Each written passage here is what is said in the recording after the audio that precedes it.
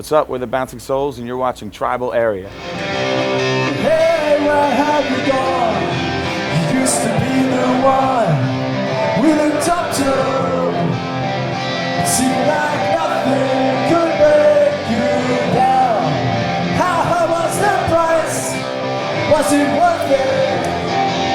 Nothing in life is so bad anyway. You're gone. I guess you were here from the start.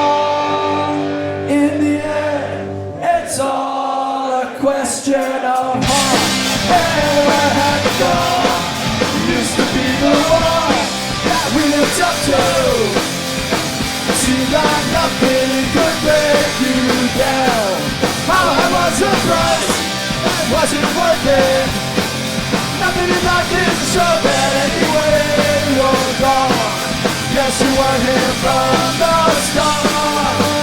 In the end, it's all a question of heart. We wanted to make 2009 a year-long celebration, so instead of just releasing a record, we wanted to do something different, and releasing one song a month all year just kind of keeps the year crackling, keeps it exciting all year. The idea kind of like developed because we kept talking about us wanting to do like different things for the whole year, and then that's what the whole thing kind of morphed into.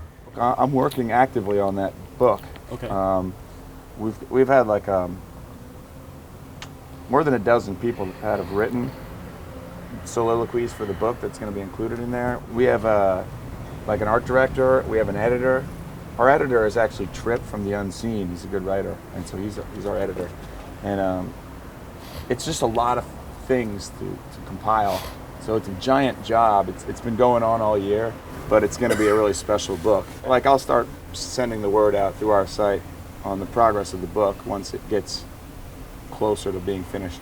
What's up with the EP thing? Like releasing on vinyl again? Was it kind of try to reestablish vinyl in a little bit? Oh, we've never lost touch with vinyl, you know? Like everything we've done, we've released on vinyl. And the digital download idea was more of the new idea. And you know, one song a month, and then every 3 months releasing a 7-inch, putting those songs on vinyl. Just more fun, you know, just something else to get excited about. I feel like vinyl's kind of making like a comeback too, you know, it's like everywhere again. Like a renaissance for... Maybe so, yeah, because... Seems so. Because the CD is dying as a format, I think. I don't know if it's going to die completely, but, you know, I mean, like, who do you know that has a portable CD player in their pocket? You know what I mean?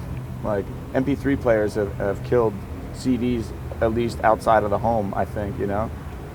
And so that's why the digital download, I mean, it goes right to your iPod, you know?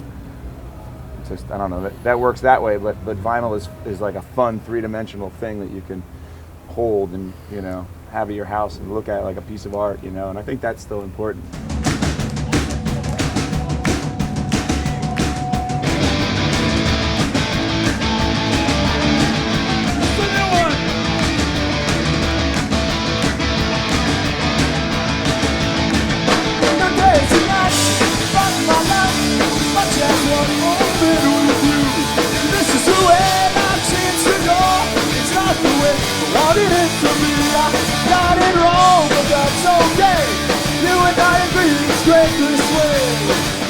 He's high on all kinds of drugs all the time, and he just everything you can imagine. Greg is sober. Alive. Greg quit drinking about 10 years ago. Yeah. And but in high school, people always thought he was high too. It's just like he doesn't need to smoke weed because he's already like that. Like he's always a little like, I don't know. It's just style. Yeah. It's funny. Yeah. Yeah. We were just written up in the New York Times, and they described Greg as being a English school teacher. some kind of disheveled English school teacher. Some shit. It was pretty funny. Yeah, another subject is Greg's children's book. What can you tell us about that? Yeah, it's just something that he did on his time off, you know, with his wife. I think his wife wrote the story, and he did the drawings. Yeah. It was just something that he did together with his wife. Yeah, they did a little tour of like kindergarten schools tour. He had a couple of interesting comments about trying to perform to kids that age and like their attention span and how like just unrestricted they are, you know. And I think it was kind of a cool learning experience for him. And he just like was drawing parallels between our crowd and like you know, 5-year-old kids and like the differences between them, and it was cool, you know. He had a really good experience. I'm a hopeless man.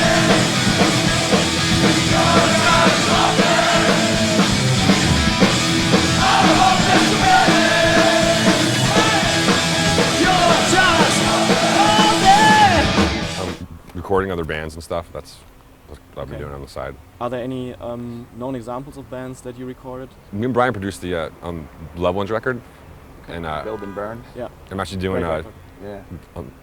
Dave Haas, singer's doing his own solo record, and I've been doing that with him. Okay. So I've been doing. Cool. I'm at home. Yeah, I jumped in on the Leftover Crack record as well. Cool. So I just do, when I'm around, you know, whenever he's recording something, I pop in and add something to it, just for fun.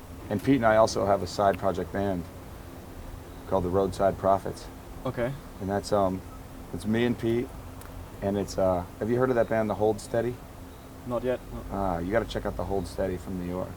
It's like half of that band and me and Pete, and Dave Haas singing. I think you get on your Harleys like once a year and drive around in the country. So Yeah. when did you first start that?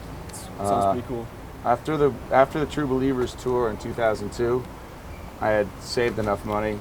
I guess it was that summer I just went off on my own and did like a 1-month trip all around America, and I did it again in 2003, and then Pete got a Harley, and then now Pete and I like ride down to like Bike Week and out to Sturgis to these rallies, you know, just like when we get the chance, you know. Although this year we've been on tour all year, so we haven't had any time for like a real ride.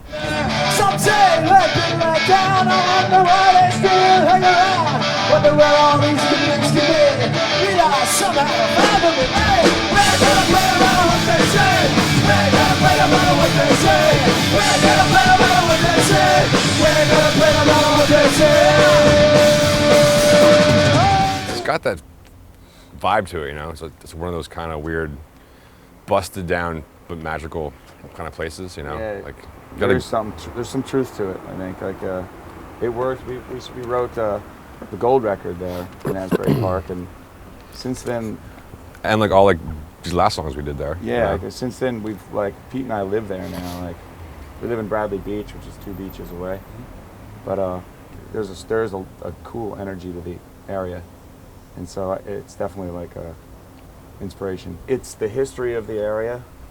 All of that's still there. I think that's like what inspired Ghosts on the Boardwalk. We have a new song called Ghosts on the Boardwalk, and there's just so much history just on that boardwalk alone, you know. And a lot of the area is being rebuilt, but it's like this weird struggle. Like they're trying to rebuild it, but it's still totally fucked up, you know. And it's like in this state of flux. Mm-hmm. It's just like a whole weird energy going on there, you know. There's like all kinds of different things going on at once, from block to block. So it's just an interesting place, you know. And then you've got the ocean, which is all by itself a giant source of inspiration, you know, and energy.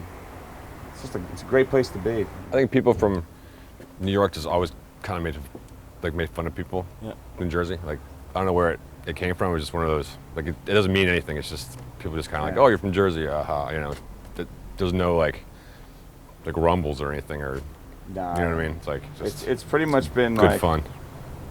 Yeah, it's also at the same time been like married. The two scenes are definitely integrated, you know. Like New Jersey is actually, a lot of it is just a suburb of Manhattan. Like it's just like we grew up like 45 minutes away from New York City, you know. From Europe, you guys are sold like New York hardcore, you know. And like I remember when we first came to Europe, and everyone was like, nobody knew anything about Jersey, you know. And they're like, you know Vinny Stigma, like. And we're like, yeah, we know Vinny Stigma. You know what I mean? And like, I remember Europe being like, well, okay, you're not New York hardcore, and you're not Fat Records punk, you know?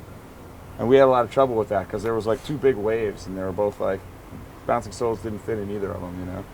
And we're friends with these guys, we're friends with those guys, we take from this, we take from that, but we're our own thing, and more. We're Jersey, you know?